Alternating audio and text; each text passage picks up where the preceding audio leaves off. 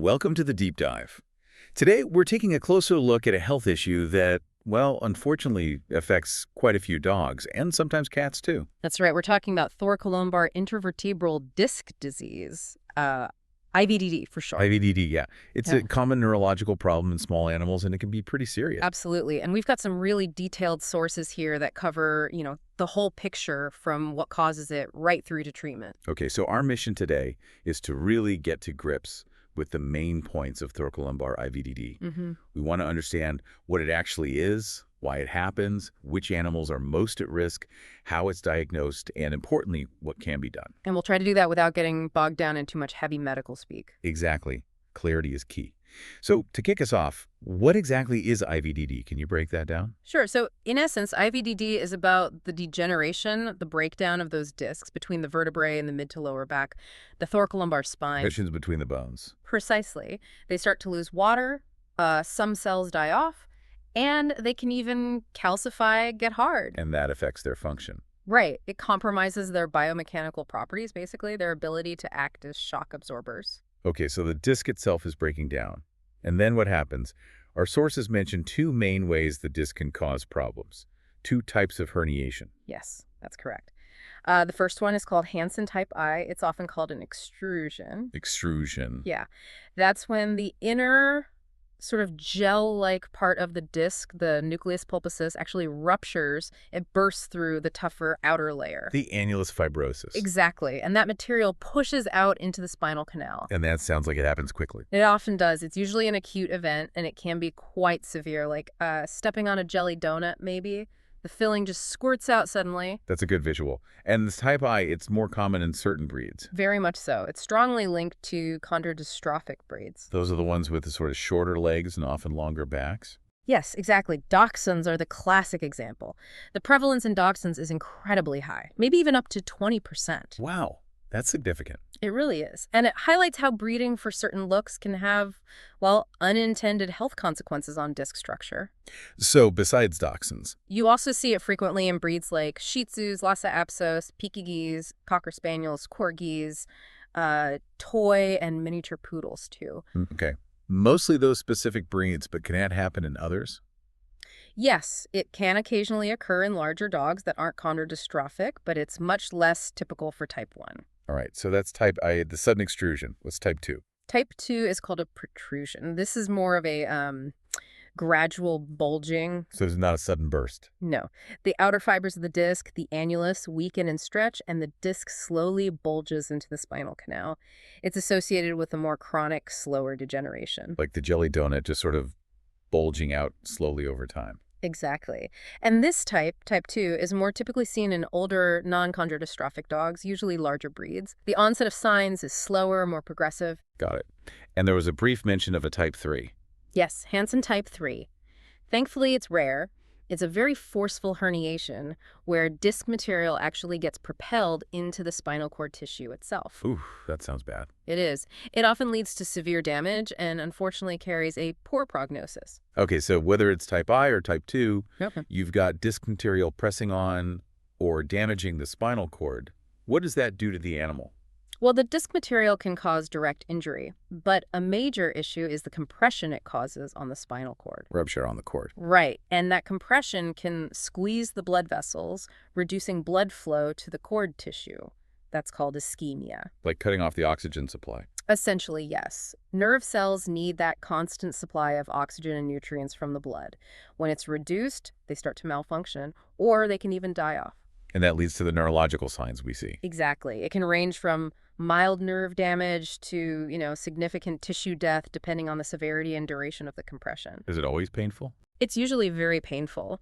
The pain can come from irritation of the lining around the spinal cord, the dura mater, or from the nerve roots being compressed. Okay. And even the degenerating disc itself can sometimes be a source of pain. Makes sense. Now, the source is mentioned it's called thoracolumbar IVDD. Why that specific area? Is it less common elsewhere? That's a great question, and it relates to anatomy. Between roughly the 3rd and 10th thoracic vertebrae, so T3 to T10, there's an extra ligament called the intercapital ligament. Intercapital Yeah, ligament. that runs across the top of the disc, connecting the rib heads on either side. It basically provides extra reinforcement to the disc in that upper back area. Like a natural brace. Kind of, yeah. So it makes herniation less likely there. That's why the most common spot is further down in the thoracolumbar junction and lumbar spine, specifically T11 down to about L3. And that accounts for most cases. Yes, something like 85% of all disc herniations happen in that T11 L3 region. Okay, that clarifies the where. Now let's talk more about the who. Who gets this? We know dogs are primary. Primarily dogs, yes. But cats can get IVDD too. It might actually be underdiagnosed in cats. Why's that? Well, the signs of pain can be more subtle in cats, maybe harder for owners to pick up on. And interestingly, when cats do get it, the herniation often happens a bit lower down, more in the lumbar region. Interesting difference. And back to dogs. Those breed links seem really strong for type 1. Incredibly strong. Dachshunds, as we said, are way out in front in terms of risk. But all those other chondrodystrophic breeds are definitely predisposed. And type 2. Type 2 is more typically seen in larger breeds, but really any breed could develop type 2 as they age. Does age play a big role then? Yes, there's a definite age correlation, but it differs between the types. How so? Type I, the extrusion type, tends to happen in younger to middle-aged dogs, usually between 3 and 6 years old is the peak time. Okay. Whereas type 2, the protrusion, is generally a disease of older dogs, think more like 8 to 10 years old. And cats. For cats, the average age when diagnosed is around 10 years, so generally older as well. So different timings. What actually triggers the disc degeneration to start? Is it just wear and tear? It seems to be a mix of things. Trauma, like a bad jump or fall, can play a role. Chronic strain, maybe from obesity or certain activities. Limited spinal movement in some areas, just the normal aging changes in the disc material itself, the collagen and cartilage. Sometimes even too much mobility in the joints can contribute. And the breed connection for type I is huge. Absolutely. That chondrodystrophic conformation is a major underlying risk factor for type I. Oh, and sometimes a spinal fracture can actually cause a disc extrusion too. Is there a genetic test for this? Not a simple one, unfortunately. Early research suggests it's likely polygenetic, meaning multiple genes are involved. There's no clear dominant or sex-linked pattern identified yet. Okay, complex causes. Yeah. So moving on to recognizing the signs. How would an owner know if their pet might have IVDD? What should they look out for? This is so important because catching it early makes a big difference. The signs can really vary a lot, though. Depending on what? Depends on, well, the type of herniation, sudden or gradual, how severe the compression is, how long it's been going on, where exactly in the spine the injury is located. Upper versus lower motor neuron signs, that kind of thing. Exactly. And even just how much space there is naturally in the spinal canal around the cord. Some dogs have less room than others. Right. A tighter fit means less room for swelling or disc material. Yeah. What about the history? Does that give clues? Definitely.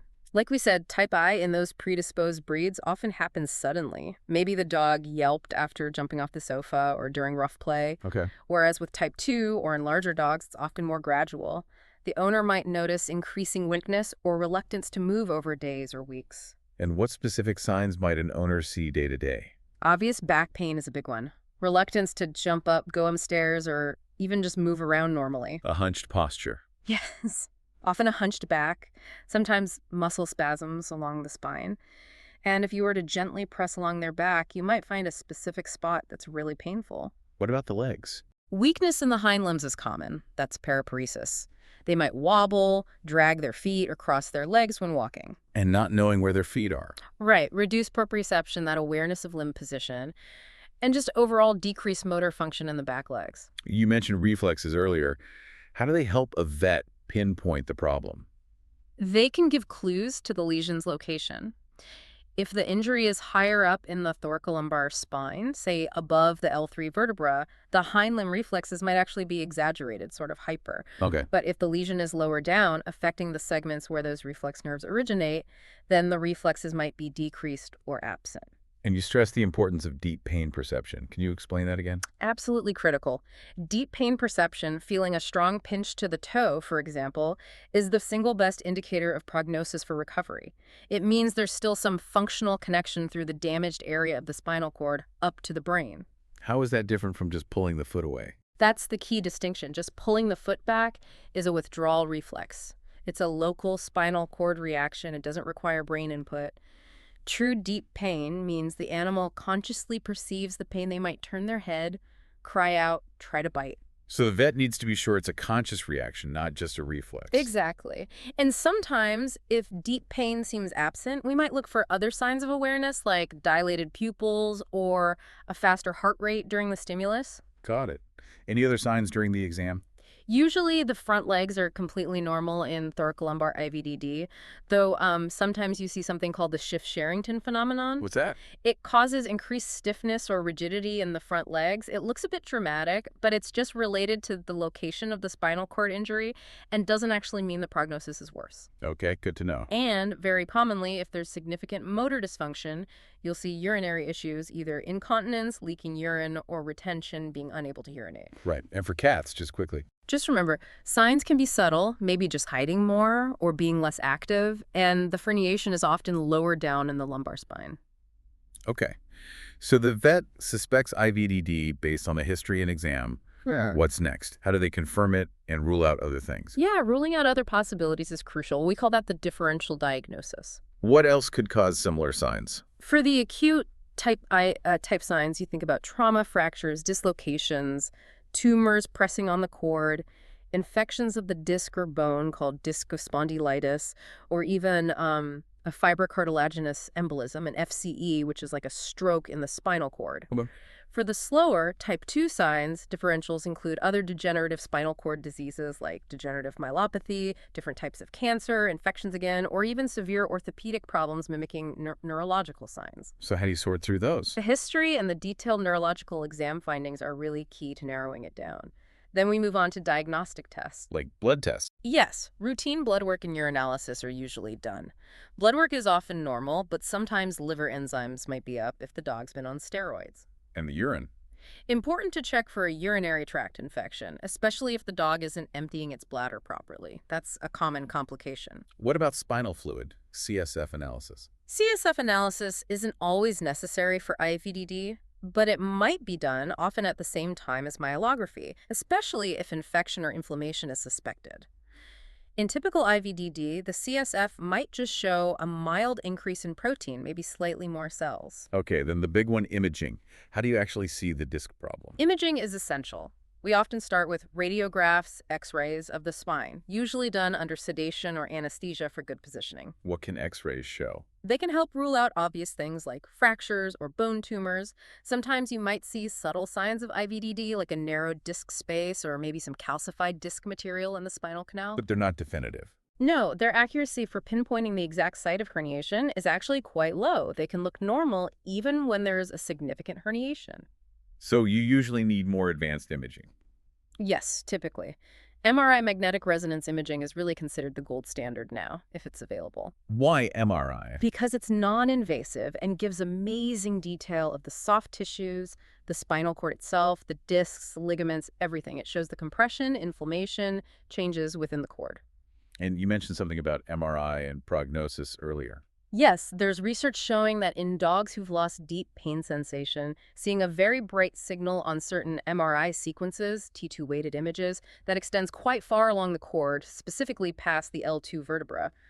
Well, that tends to indicate a poor prognosis for recovery. That's valuable information for owners. What if MRI isn't an option? What about CT?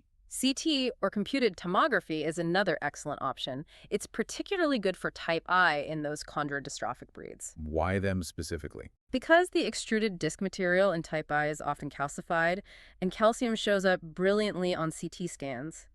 CT is great for seeing bone detail and calcified material. Can it help otherwise? Yes, it can help see which side the herniation is on, and using contrast dye with the CT can help distinguish disc material from other things like tumors or inflammation. Okay. And the older technique, myelography. Myelography is still used, especially when MRI or CT aren't accessible. It involves injecting contrast dye into the space around the spinal cord. And then taking x-rays. Exactly. The contrast outlines the spinal cord. A herniated disc shows up as an indentation or blockage where the dye column is compressed or deviated. Right, you can see the pressure point. Okay, so let's say the diagnosis is confirmed. What happens next? How is IVDD treated?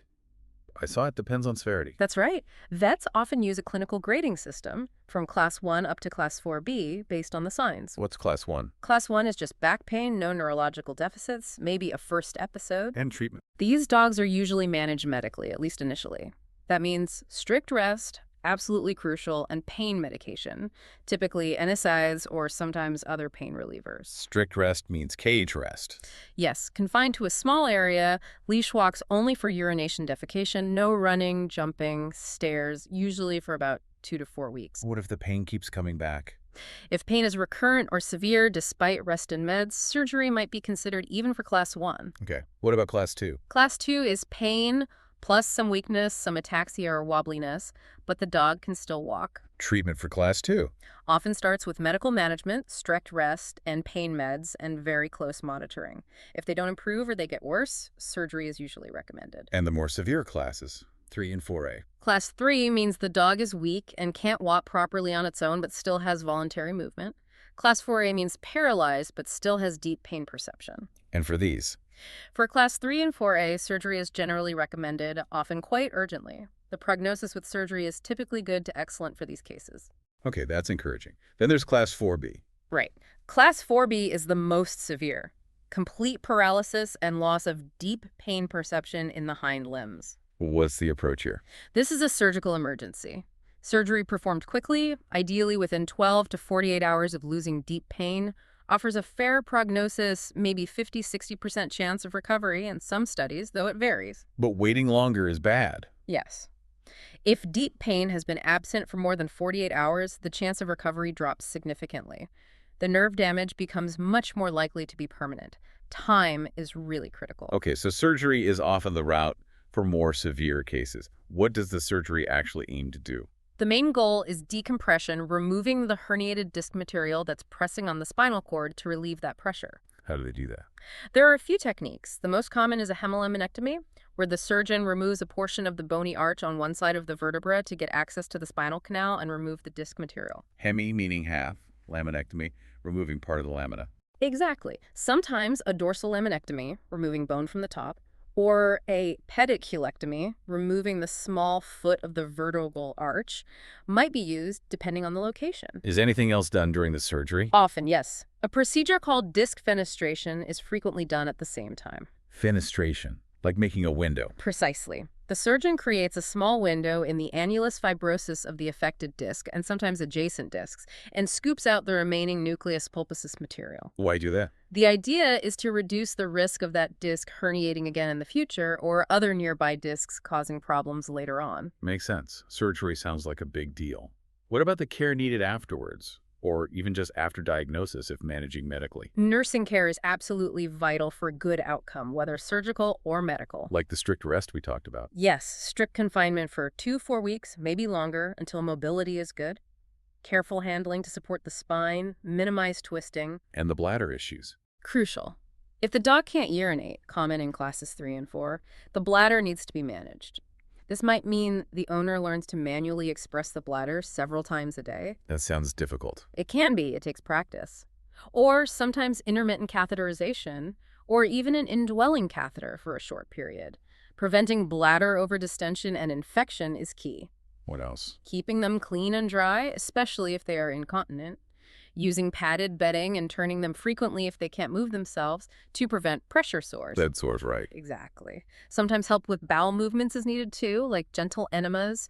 And physical therapy is really important once they're stable. What kind of therapy? Starts with passive range of motion exercises to keep joints flexible. Then, as they improve, things like assisted standing, supported walking, maybe hydrotherapy, underwater treadmill work is fantastic. And those little carts. Mobility carts can be a huge help, both during recovery and for long-term mobility if full function doesn't return. They allow dogs to get around and maintain quality of life. Okay. What about medications used alongside rest or surgery? Pain management is key. NSAIDs are common, sometimes stronger opioids like hydromorphone initially, maybe a fentanyl patch. Gabapentin is often used for nerve pain, which can linger. Any others? Muscle relaxants like methocarbamol can help if there are significant muscle spasms. And for bladder issues, sometimes drugs like methanical to help bladder contraction, or phenoxybenzamine or prazosin to help relax the sphincter. What about steroids? They used to be common, right? Yes, high-dose steroids were used frequently in the past, but their routine use is now generally discouraged. The evidence for benefit is weak, and the potential side effects like gastrointestinal ulcers, increased infection risk, can be significant. So generally avoided now. Generally, yes, unless there's a specific reason. Pain control and decompression are the mainstays. Okay. Any alternative therapies people ask about? Like acupuncture? Acupuncture is sometimes used, and some anecdotal reports suggest it might help with pain, but strong scientific evidence for its effectiveness in IVDD is lacking. And chiropractic. The sources are quite clear on this. Chiropractic manipulation is not recommended and could potentially be harmful, especially with an unstable spine. No proven benefit. What about laser therapy? Laser therapy, or things like enzymatic injections into the disc, those aren't considered proven or standard treatments for IVDD in dogs either. So best to stick with the evidence-based approaches: rest, pain meds, surgery when indicated, and rehab. That seems to be the consensus, yes. How closely do these pets need to be monitored? Very closely, especially early on. Frequent neurological rechecks are vital in the first few days after diagnosis or surgery to track progress. Are they improving, staying the same, or getting worse? And if managed medically. Regular checkups until the signs have fully resolved. For surgical cases, close monitoring until bladder function is stable and they're consistently improving. Are there potential complications owners should know about? Yes, unfortunately. Recurrence is one, the same disc or another disc herniates later. That risk is lower if fenestration was done. Sometimes signs can worsen even after surgery, maybe due to swelling or inflammation. And then there's a rare but devastating complication called myelomalacia. What is that? It's a progressive softening and death of the spinal cord tissue that spreads up and down from the initial injury site. It's unfortunately fatal if it occurs. That sounds awful. Is it common? No, thankfully it's rare, mostly seen in dogs that were already Class 4B before surgery. But it's something owners of severely affected dogs need to be aware of. Okay, so putting it all together, what's the overall outlook? The prognosis? For dogs in classes 1 through 4A, so pain up to paralysis but with deep pain intact, the prognosis is generally good to excellent. Around 85–95% regain the ability to walk and have urinary fecal continence with appropriate treatment, especially surgery for the more severe end of that range. That's pretty positive. It is. But remember the recurrence risk, 5–30% maybe, if fenestration isn't done during surgery. And for the worst cases, Class 4B, no deep pain. That's more guarded.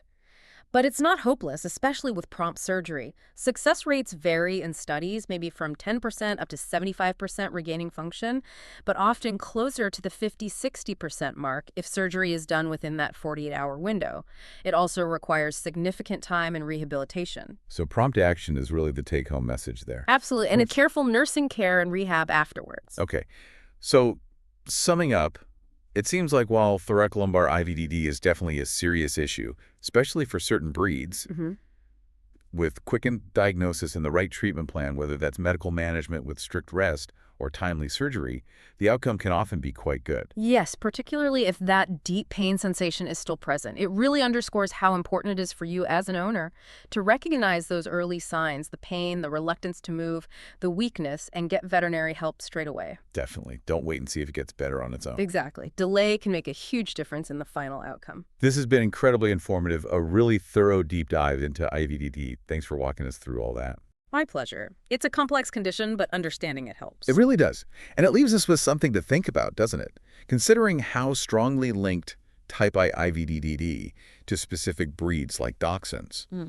What are the ethical considerations there around breeding practices and maybe the future potential for genetic screening to try and reduce the incidence of this painful condition? Something for you all to ponder.